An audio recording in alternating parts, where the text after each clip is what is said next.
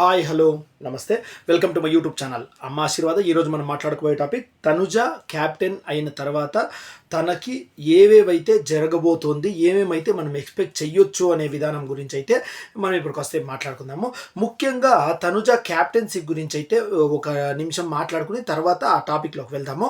తనుజ వచ్చేసి చాలా రోజుల నుంచి క్యాప్టెన్ కావాలి కావాలి అని చెప్పేసి అయితే ఆశపడుతూ ఉండిందంట.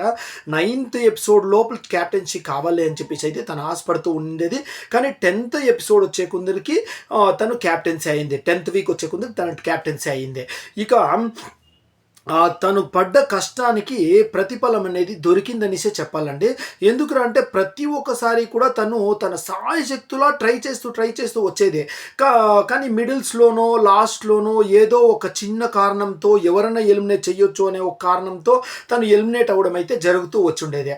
లాస్ట్ టైము తనుజ వచ్చేసి దివ్య వచ్చి తనుజ తీసేయగానే తను ఓన్ ఏడ్చేసింది అనుకో. ప్రతి ఒక్కరికి క్యాప్టెన్సీ అంటే కనుక ఇష్టం ఉంటుంది, క్యాప్టెన్ కావాలన్న కోరిక ఉంటుంది కాబట్టి తను ఎలిమినేట్ చేసింది కాబట్టి తను ఏడ్చుకుంటూ వెళ్ళిపోయింది అని చెప్పేసి అయితే అనుకున్నాము. కానీ దానికి బ్యాక్ రీజన్ అనేది ఒకటి బలమైన కారణం ఒకటి ఉందండి.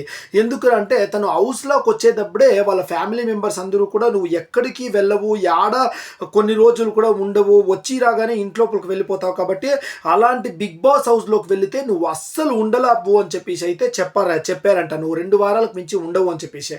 కాకపోతే తనుజ వచ్చేసి వాళ్ళతో ఛాలెంజ్ చేసి మరీ వచ్చిందంట.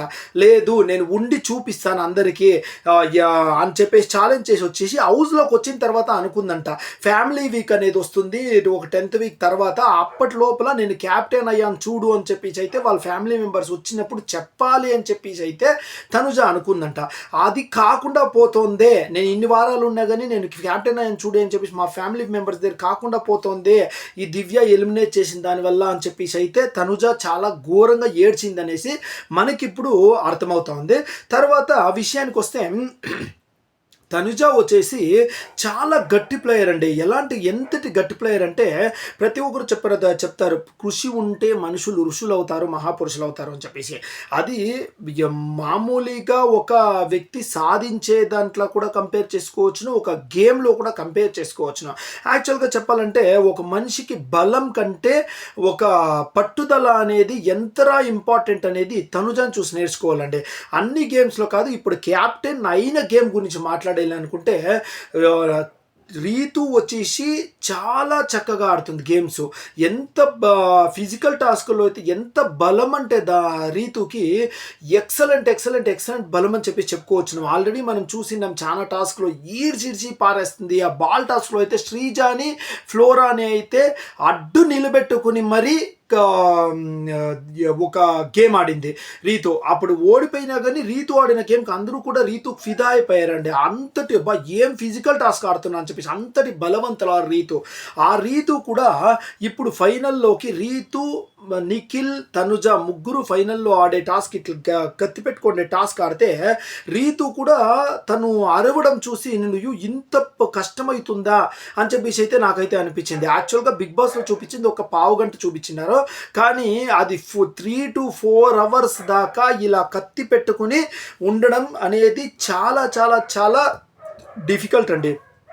అది మీకు ఎట్లా తెలుస్తుంది అంటే మనం పెట్టుకోని అవసరం లేదు. ఆ వీడియో ఒకసారి చూడండి. రీతు పడే బాధ ఎంతరా బాధపడుతుంది అంటే అని చెప్పేసి అరిచి కూడా కాస్త పెట్టుకొని దానివల్ల కాకుండా వదిలేయడం అయితే జరిగింది రీతు.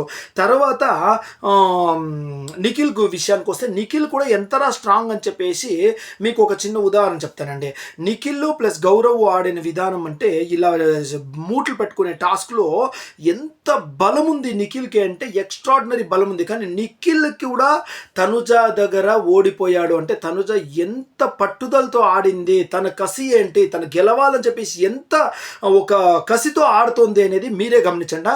ఒక ఆడది అలాంటి ఫిజికల్ టాస్క్లో మగోడితో గెలవడం అంటే సాధ్యం కాదండి. ఎప్పుడే కానీ ఆడోళ్ళకి డబల్ త్రిబుల్ స్ట్రెంత్ ఉంటుంది మగోళ్ళకి.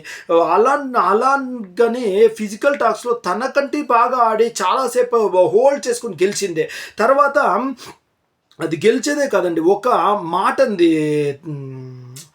తనుజ ఆ మాట అనే విషయం ఆ మాట అనేది మాత్రం చాలా మనసుకి చాలా సంతోషం అనిపించిందండి. ఏ మాట అంటే తను గెలిచిన తర్వాత సంజన దగ్గర ఒక మాట అంది, నీకు అదే గన డెమాన్ పవన్ గన ఉండింటే గన నీకు తెలిసినో తనుజ పరిస్థితి ఏమైందో ఏమో అని చెప్పేసి అయితే తను అనడం జరిగింది. అనగానే అయ్యో డెమాన్ పవన్ లేని నాకు మేలాయ నేను గెలిస్తే అని తనుజ కనుక అనింటే అందరికి కూడా ఏమో నిజమే కదా అని చెప్పేసి అనుకోను. కానీ తనుజ ఒక మాట అన్నారండి, ఏంట్రా అంటే డెమాన్ పవన్ గురించే చూడండి సంజన గారు, మీరు ఈ మాట అనేది నాకు చాలా బాధగా ఉంది.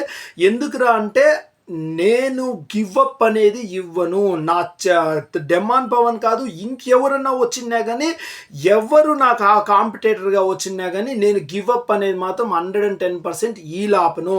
నా చెయ్యే తెగి కింద పడినా కానీ నేను గివ్ అప్ ఇకూడదు అని చెప్పేసి అనుకోండి, ఈ లాపను అని చెప్పేసి.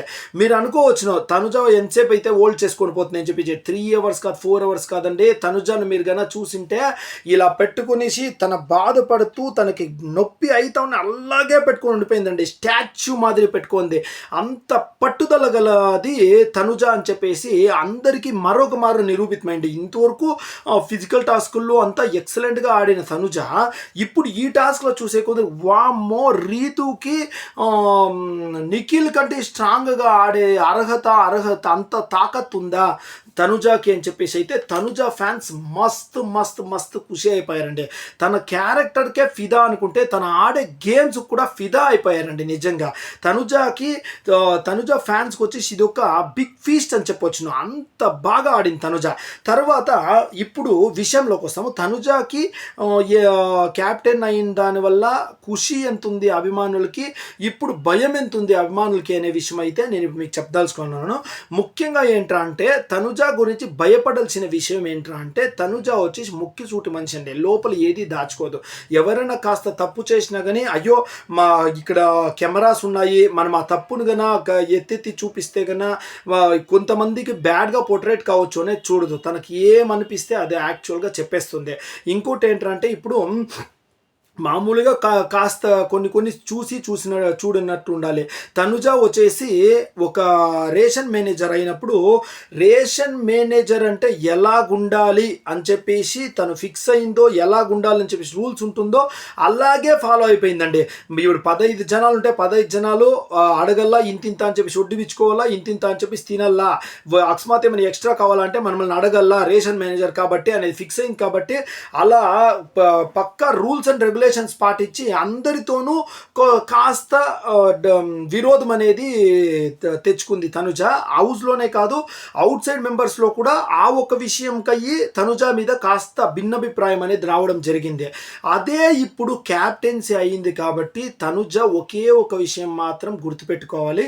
ఏంట్రా అంటే క్యాప్టెన్ అని చెప్పేసి క్యాప్టెన్ రూల్స్ అండ్ రెగ్యులేషన్ ఏంటి అని చెప్పేసి 100% రూల్స్ అండ్ రెగ్యులేషన్స్ కన్నా పాటించుకొని మీరు ఇలా చేయాలి, మీరు తప్పు చేస్తారు, మీరు అది కరెక్ట్ చేస్తారు అని చెప్పేసి ప్రతి ఒక్క విషయంలోనూ వేలు పెట్టకుండా కాస్త చూడకుండా ఉన్నట్టుగా వదిలేస్తే అందరికీ హ్యాపీగా ఉంటుందండి.